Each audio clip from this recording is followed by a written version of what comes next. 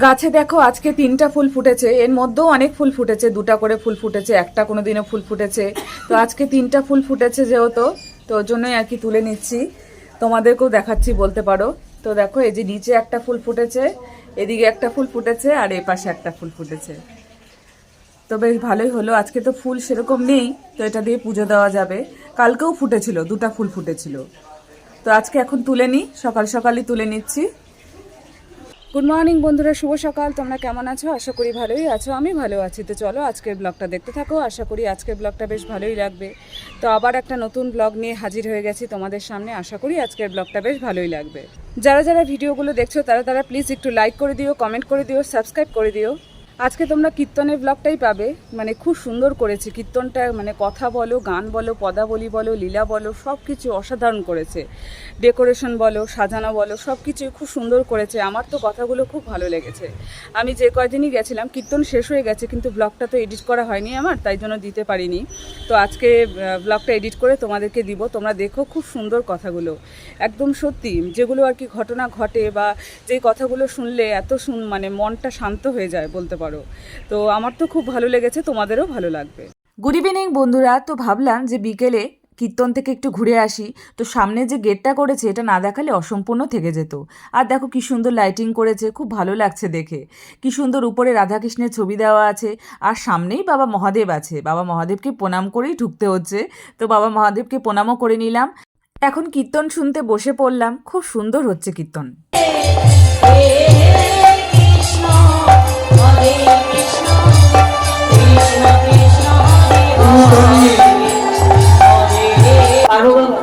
সামান্য কিছুক্ষণ সময় যদি আমাদের মাথাটা নিচে থাকে, আমাদের মাথায় রক্ত উঠে যায়, মৃত্যু হতে পারে। এইটা আমাদের দেহ, কারণ আমাদের দেহটা ভজনযোগ্য নয়। আমাদের দেহটা ভজন বিলাসী দেহ, ভজনরূপী দেহ নয়। যদি ভজনরূপী দেহ হতো তাহলে এই দেহটাকে কোনো আসক্তি আসতো না। হরি বল বাবা। তাই যোগ্য দেহ আমাদের মানবের নয়। যোগ্য তো দূরের কথা বাবা, সামান্য যজ্ঞের ঘিটুকু আমরা তৈরি করতে পারি না। কি গো মায়েরা, আপনারা বাড়িতে ঘি তৈরি করেন না? ঘি কেমন করে করেন?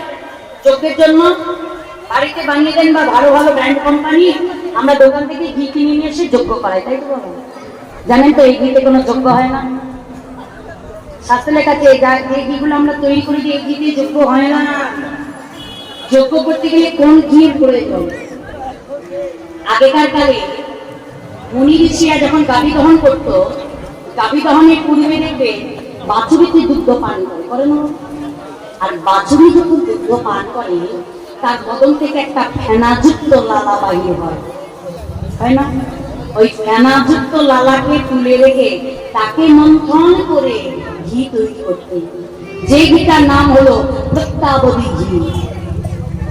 তাহলে দেখুন না, সামান্য ঘি আমরা তৈরি করতে পারি না, যোগ্য তো দূরের কথা। তাহলে এই কর্মটাও আমাদের হলো না। সত্যের কর্ম হলো না, তেতার কর্ম হলো না, দান ধ্যান হলো না, জানতে হলো। অবশেষে দাও করে সেবা করিতে যায় দাপর যুগে কৃষ্ণ পেলেন ভগবান। কিন্তু জীবের পরমায় কত দাঁড়ালো? একটা শূন্য বাদ দিয়ে 1000 বছর জীবের পরমায়। এই 1000 বছর জীবের পরমায় নিয়ে কি করলেন বাবা? সেবা কর্ম।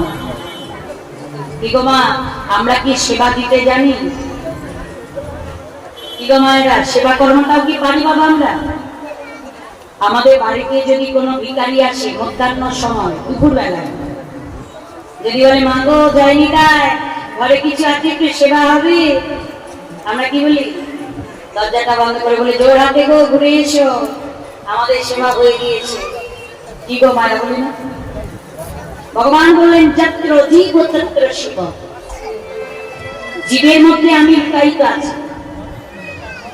জীবে দয়া, নামে রুচি আর বৈষ্ণবের পদ সেবা, এই তিন কর্ম যেজন করতে না পারে সে নরাধম সমান। জীবকে আগে দয়া করতে শিখতে। ভগবান বলেছে আমি স্বনয়নে কোনোদিন কারো কাছে যাবো না। ভগবান সহজে সবার কাছে যাই না বাবা, ছলে বলে কলা কৌশলে ভগবান আমাদের কাছে আসে। তুমি কি করে জানলে যে সে তার মধ্যে ভগবান নেই? বাবা প্রত্যেকটা জীবের মধ্যে তিনি আছেন। তুমি যদি একটা জীবকে সেবা না দিয়ে ঘুরিয়ে দাও, তাহলে তো ভগবানকে ঘুরিয়ে দিলে, তাহলে সেবা কর্ম হতে তুমি বঞ্চিত হবে। তাই ভগবান আগেই বুঝতে পেরেছিল কলির জীব বড় অহংকার, অহংকারে ধন পাওয়া যায় না, এই কর্মটাও হবে না, এই কর্মটা বাদ দিয়ে দিলে যে সেবা কর্ম পারবে না। যশোমতী মা প্রতিদিন একজন ভক্তকে সেবা না দিয়ে কোনোদিন নিজে প্রসাদ পাইনি বাবা, যার জন্য ভগবানের মতো ধনকে তিনি পেয়েছিলেন কাছে। তিনি সেবা দিয়েছিলেন, দেখেননি মা, নিজের স্তন বন্ধ রেখে তিনি ভগবানকে সেবা দিয়ে দিয়েছিলেন। তার সেবা কর্মটাই হলো বাবা ভগবান কৃষ্ণ রূপ অবতারে দাপর যুগের মূল লীলা।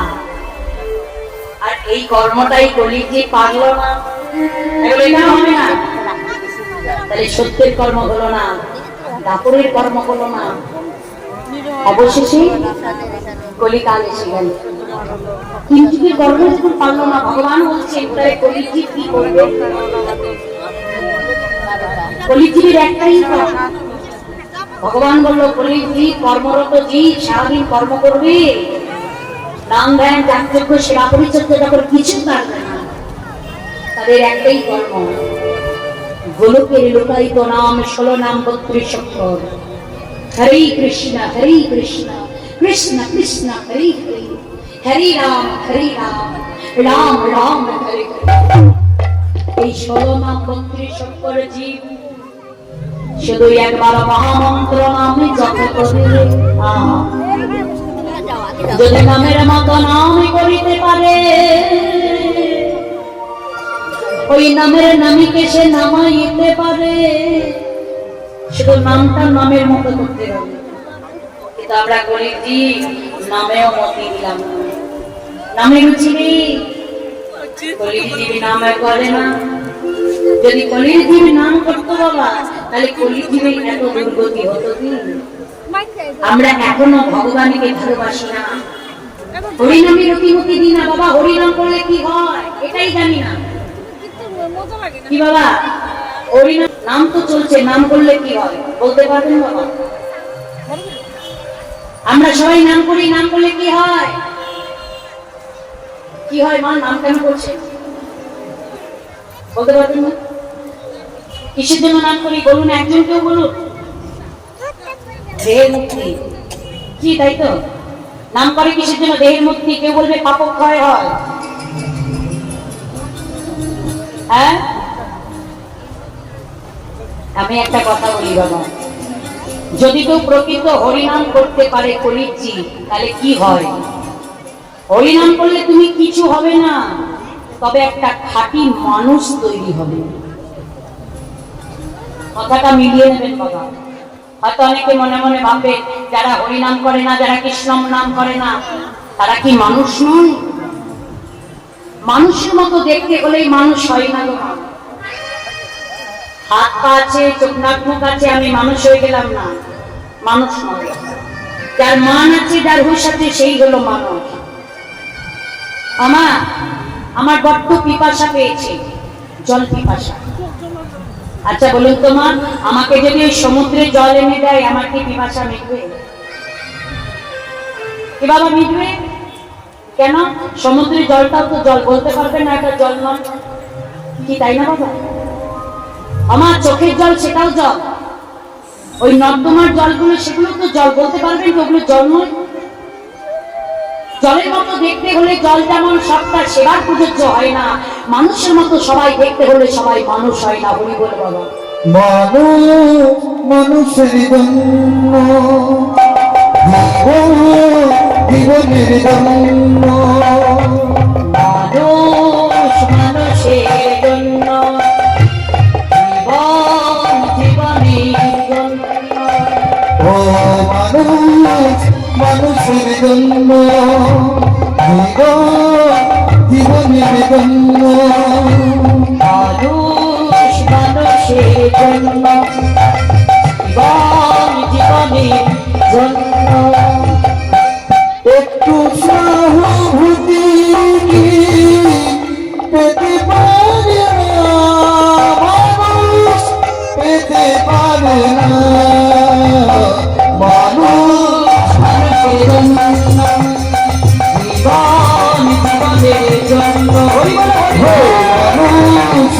জীবনের জন্য জীবনের জন্য জল হচ্ছে জীবন, জলের অপর নাম জীবন। জলটা যদি একটা টিপ কল থেকে টিপে এনে আমাকে দেওয়া হয় তাহলে আমার পিপাসা কাটবে। প্রত্যেকটা মানুষ যদি মানুষের মতো হতো তাহলে বলতে পারবেন মা পৃথিবীতে এতগুলো বৃদ্ধাশ্রম কি করে তৈরি হতো? কিভাবে এতগুলো অনাথ আশ্রম পৃথিবীতে কি করে তৈরি হলো? প্রত্যেকটা মানুষ যদি এতই মানুষের মতো হয় তাহলে এখনো কেন বাবা মারা সেবা পাচ্ছে না, বৃদ্ধাশ্রমে যাচ্ছে? কেন এখনকার দিনে সন্তানের এখনো মা বাবা পাচ্ছে না, অনাথ আশ্রমে বড় হচ্ছে? ভগবান বলল মানুষের মতো দেখতে হলে এখনো সবাই মানুষ হতে পারেনি গো। জানো মা, একটা কথা মনে চিন্তা করে নাও, আমি বলে দিচ্ছি। আপনারা বাড়িতে গিয়ে দুটো বোতল নেবেন, জলের বোতল। দুটো বোতলে বাবা একটাতে পুকুরের জল আর একটাতে নদীর জল ভরে রাখবেন। 1 মাস পরে দেখবে একটা বোতলের জলে পোকা হয়ে গেছে। বলতে পারবেন কোন বোতলের জলটাতে পোকা হবে? পুকুরের জল। বাহ, খুব সুন্দর। যেটা পুকুরের জল হয় সেটা বদ্ধ থাকে, সেই জলে পোকা জন্মায়। আর নদীর জল যেটা বয়ে চলে যায় সেই জলে পোকা হয় না। যার জন্য গঙ্গা নদী, গঙ্গার জল সারা জনম ধরে রাখো, সে জলে কোনোদিন পোকা হয় না। আমাদের দেহটা হলো একটা বোতলের মতো বাবা, এটাই বোঝায়। দেহ জগতের চিন্তা করো, আমাদের মানব জীবনে এই দেহটা একটা বোতলের মতো। এই বোতলের মধ্যে যদি তুমি পুকুরের জল ভরে রাখো, মানে ওই কামনা বাসনা মোহ মায়ার জলকে যদি ভরে রাখো, তাহলে তোমার ওই অহংকারের পোকাগুলো কিলবিল করবে। আর সেই দিকে সেই জলে কোনোদিন সেবা কার্য হবে না।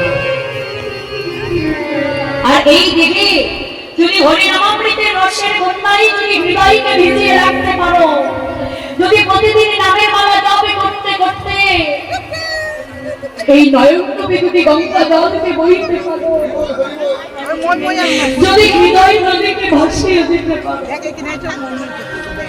তাহলে তোমার ওই দেহটা শুদ্ধ পবিত্র হয়ে যাবে। হরিনামে করে যদি নামের নামীকে মানে চোখের জলকে নামাতে পারো, এই হৃদয়টাকে ভিজিয়ে রাখতে পারো। ভগবান বলল সেই কলিপত জীবী আমার যদি একবার কাঁদতে পারো, শুধু কৃষ্ণ বলে কেঁদে হরিনামে মনে ভিজিয়ে দাও, তাহলে তুমি কি হবে? তোমার এই মনের মধ্যে কোনো কামনা বাসনা মোহ মায়া থাকবে না। তুমি শুদ্ধ এবং খাঁটি মানুষ তৈরি হয়ে যাবে।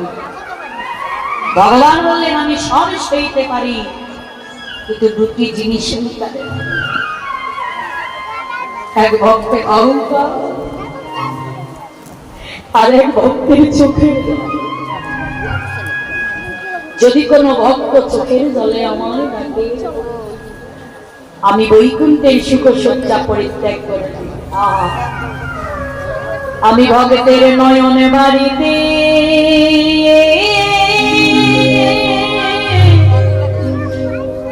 আমি নয়ন বাড়িতে করি আমার বাড়ি। ভক্তের নয়ন বাণী জীবনে ডাকি আমি হই গো জানি না।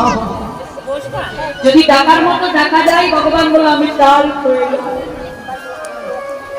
আমি যাইব ভক্তের বাড়ি বাড়ি। বাড়ি বাড়ি মানে কি বাবা? এ বাড়ি সে বাড়ি না, না। যখন কেউ কৃষ্ণ বলে কাঁদে, কৃষ্ণ বলে কাঁদে, কৃষ্ণ বলে কাঁদিতে কাঁদিতে, কৃষ্ণ বলে কাঁদিতে কাঁদিতে যখন ওই চোখের জল দেখবেন বদনে এসে প্রবেশ করে, করে না বাবা? কাঁদতে কাঁদতে চোখের জল দেখবেন বদনে চলে যায়। তাহলে ভগবান যদি নয়নের জলে বসবাস করে আর সেই জল যখন বদনে যায়, তাহলে ভগবান কোথায় গেল? আমার হৃদয় বাড়িতে। এই ভগবান বলবো আমি চোখের জলে গিয়ে ভক্তের হৃদয় বাড়িতে বসবাস করি। আমি ওই 5 তলা বাড়ি 10 তলা বাড়ি বিল্ডিং চাই না, ভক্তের হৃদয় বাড়িটাই আমার বাড়ি। আর সেই বাড়িতে গিয়ে আমি বসবাস করি। কেন জানো? ভগবান বলছে কলির জীবকে শিক্ষা দেবার জন্য, কারণ একদিন এই দেহ বাড়িটাকে ছেড়ে চলে যেতে হবে। যেতে হবে না? খাঁচার ভিতরে পাখিকে কতক্ষণ ধরে রাখবেন বাবা? এই পাখিটা শুধু সময়ের অপেক্ষা। আজকে যে লীলা বস্তু সেটা তো যাবার লীলা বাবা, নৌকা বিলাস লীলা, যেতে হবে।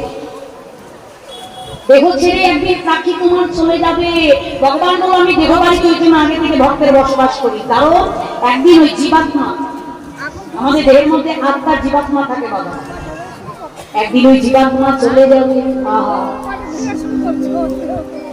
যখন দেহ ছেড়ে প্রাণ পাখি চলে যায়, খাঁচার ভিতরে পাখিকে বন্দি করে রাখা যায় না, শুধু সময়ের অপেক্ষা। কখনো যে চলে যাবে কেউ জানে না বাবা। যেদিন পিঞ্জ ছেড়ে প্রাণ আমার সময়টা শেষ হয়ে গেলে আমাকে থেকে মঞ্চ ছেড়ে চলে যেতে হবে। ভগবান বলো যার যখন সময় শেষ হয়ে যাবে সেদিন এই পৃথিবীর মায়া কাটিয়ে তোমায় চলে যেতে হবে। এই দেহ খাঁচাটা করে যাবে বাবা, থাকবে না? তুমি চলে যাও, এই জীবাত্মাটা চলে যাই বাবা, এই খাঁচাটা করে থাকে। বাস্তব জগতে একটা খাঁচা ছেড়ে পাখি চলে গেলে সেই খাঁচাতে একটা অন্য পাখি কেন রাখা যায়? কিন্তু আমার এই দেখো খাঁচা ছেড়ে একদিন পাখি চলে গেলে আর এই খাঁচাই কোনো পাখি রাখা যায় না। এই খাঁচাটা কিন্তু বাবা পুরে পুরে শেষ হয়ে যাবে। যতই তুমি ধরে রাখবো মনে করো ধরে রাখতে পারবে না। এমনই একটা ভগবান দেহ দিয়েছে, এই দেহটাকে ধরে রাখার ক্ষমতা কারো নাই। যেদিন তোমার এই দেহটা চলে যাবে সেদিন দেখবে তোমার ওই স্বজনটা ওই খালি খাঁচাটাকে ধরে কত কাঁদবে। দেখবেন যারা কোনোদিন আপনাকে কথা বলেনি, কত রাগে কত অভিমান করেছে, শেষের দিন ওই খালি খাঁচাটাকে জড়িয়ে জড়িয়ে তারা কত কাঁদবে। ভগবান বলছে দাঁত থাকতে দাঁতের মর্ম কেউ বোঝে না। যতদিন এই দাঁতগুলো থাকে দাঁতের মর্মটা আমরা কেউ বুঝি না, যেদিন এই দাঁতগুলো পড়ে যায় সেদিন বুঝি বাবা এই দাঁতের মর্ম। তাই বলছে দেখো একদিন এই খাঁচা ছেড়ে প্রাণ পাখি চলে যাবে, আর দেবে না ধরা। তাই বলছে খাঁচার ভিতর আছি পাখি কেমনে আসতে যায়, খাঁচার ভিতর পাখি পাখি কেমনে আসে যায়। বলে আদি কুটুরি নয় করে দেখা। তাই বলছে এই দেহটা আজ মরলে কাল বাসি হয়ে যাবে। আজকে এই দেহটা চলে যাক, দেখবেন আস্তে আস্তে তোমার মাংস পিণ্ড রক্ত মজ্জা পচে পচে বন্ধ হতে যাবে। দুদিনের সময়ে আসা যাওয়া করছি, তাই ভগবান বলছে কলির জীব তোমরা ধন্য, তোমরা এত সুন্দর একটা দেহ পেয়েছো, যে দেহটা ভগবান 24 ঘন্টা দিনের সময় দিয়েছে, তাইনি? কি বাবা 24 ঘন্টার সময় দেয়নি? এই 24 ঘন্টার সময় কেউ কি পারি কতটুকু সময় দিতে পারি ভগবানকে? 24 ঘন্টার সময়ের মধ্যে একটা দিন মাপা আছে বাবা। কেউ সন্ধ্যাবেলায় ভজন করে, কেউ সকালবেলা, সময় আর সংসারের জন্য সারা সময়। ভগবান বলল ভজনযোগ্য দেহ দিয়েছি, এই ভজনযোগ্য দেহটাকে কাজে লাগাও। কেন? ভগবান এত কিছু বেছে বেছে কলিযুগটাকে ধন্য বলে দিয়েছেন আমাদের মতো মানবকে। কেন জন্য? ভগবান বলছো মানব কুলের জাতি যদি না থাকতো তাহলে আমার পূজা হতো না, ভগবানের লীলা প্রচার হতো না যদি ভক্তরা না থাকতো। থাকতো বাবা? একটা গাছের ফুল কি নিজে এসে গোবিন্দ চরণ গৌরহরি চরণে যায়? যায় না বাবা, যতক্ষণ একজন ভক্ত ফুলটাকে তুলে না আনে, ভগবানের চরণে নিবেদন না করে, ফুলটা যাওয়ার ক্ষমতা নেই। একটা ঠাকুর ঘরে প্রদীপ কি একা একাই জ্বলতে পারে বাবা? জ্বলে না। যতক্ষণ একটা মানব এই কলির জীব যতক্ষণ প্রদীপটা জ্বালিয়ে না, ভগবান কি সুন্দর লীলাটা করেছে দেখুন। তাই ভগবান আগে থেকে বললেন ধন্য কলিযুগ ধন্য, কারণ এই জগতে ভগবান শিক্ষা দেওয়ার জন্য চৈতন্য অবতার করেছে। বিদায়ী বলে তাই বলছি। বন্ধুরা, আজকের ভিডিওটা আমি এখানেই শেষ করে দিচ্ছি। ভালো লাগলে অবশ্যই লাইক, কমেন্ট, সাবস্ক্রাইব করতে ভুলো না, পাশে থেকো। বড়দেরকে জানাই অনেক অনেক প্রণাম, আর ছোটদেরকে জানাই অনেক অনেক ভালোবাসা জানিয়ে আজকের ব্লগটা আমি এখানেই শেষ করে দিচ্ছি। কালকে আবার দেখা হবে নতুন দিনে নতুন সকালে। ততক্ষণ অবধি তোমরা সুস্থ থেকো, ভালো থেকো, গুড নাইট। কীর্তন শুনতে শুনতে বাড়ি যাওয়ার কথা ভুলেই গেছি বলতে পারো। তো অনেকক্ষণ ধরেই কিন্তু ভাবছি যে বাড়ি চলে যাব, কিন্তু যেতে আর পারছি না। এত সুন্দর হচ্ছে কীর্তনটা, ছেড়ে উঠতে ইচ্ছা করছে না বলতে পারো। তো এখন বাড়ি চলে যাব।